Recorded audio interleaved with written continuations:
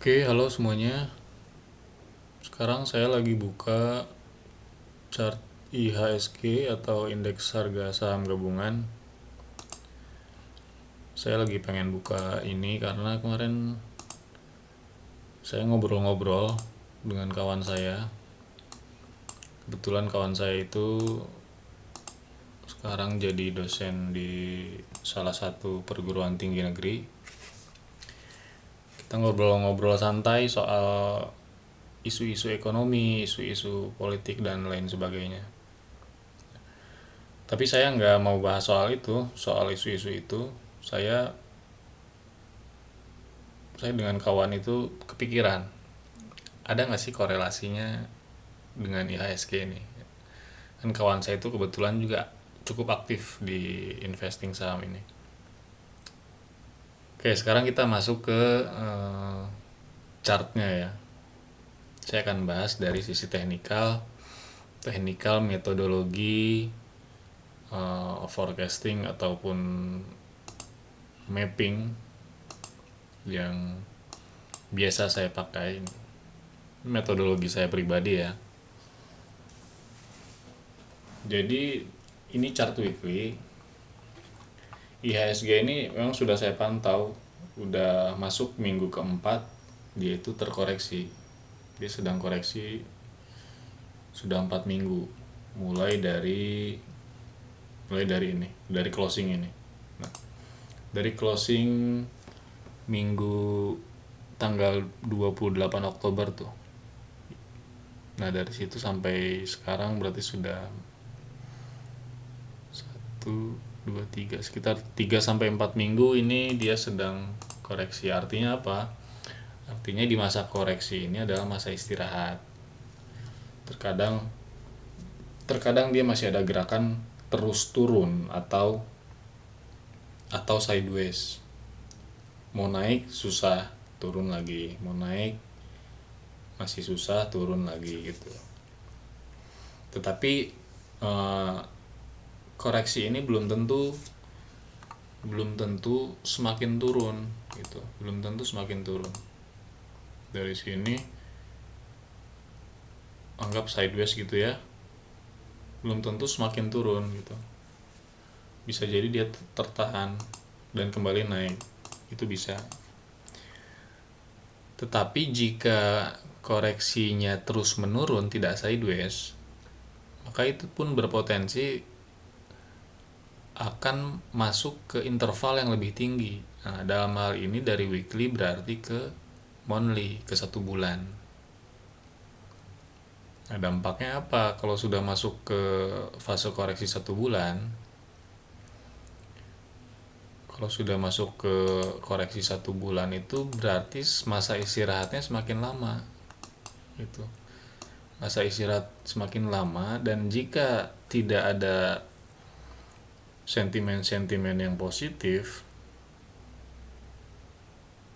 maka selama itulah fase koreksi ini tetap bertahan. Bisa juga semakin dalam gitu.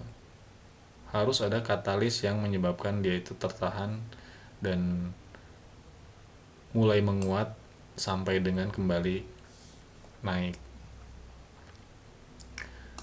Nah, jika sudah masuk fase monthly, itu semakin lama. Contoh seperti yang ini.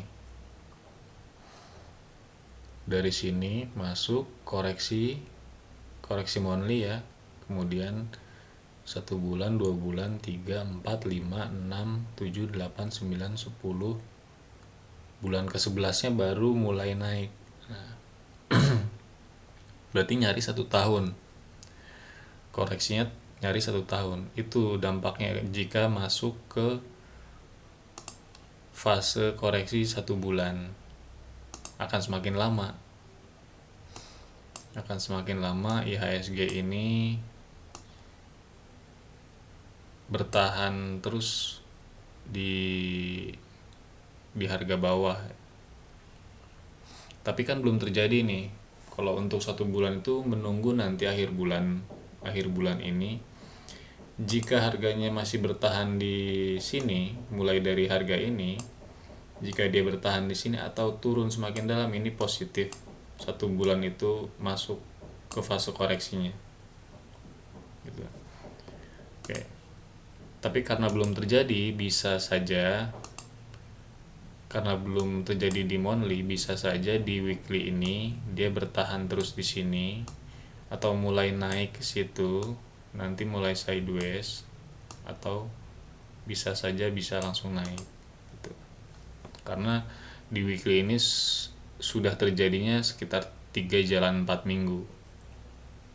Jadi boleh aja dia mulai mengakhiri fase koreksinya dan kembali menguat. Kurang lebih seperti itu. Jadi kesimpulannya, IHSG masih belum bisa dikatakan tiba-tiba naik gitu ya. Momentumnya belum ada. Kalau untuk langsung naik gitu. Saya akan katakan dia bisa mulai naik jika momentumnya sudah muncul. Sementara sekarang belum. Jadi sekarang di fase koreksi ini saya anggap masih sideways dan cenderung bisa turun lebih dalam, masuk ke fase monthly atau 1 bulan. Begitu. Ya, jadi begitu aja untuk analisa IHSG. Jika teman-teman ada yang mau berdiskusi, silahkan dalam kolom komentar, silahkan. Jika ada yang mau berdiskusi 4 mata pun dari sisi teknikal aja, tapi ya saya hanya mau menjawab dari sisi teknikal, itu pun dari sisi teknikal metodologi saya gitu. Itu silahkan, boleh via Zoom, boleh via Google Meeting, boleh gitu. Biasanya saya dengan kawan-kawan grup private saya di Google Meeting. Oke, cukup sekian analisa dari saya. Terima kasih buat teman-teman yang sudah berkenan mendengarkan. Sampai jumpa lagi di lain waktu. Oke, selamat malam.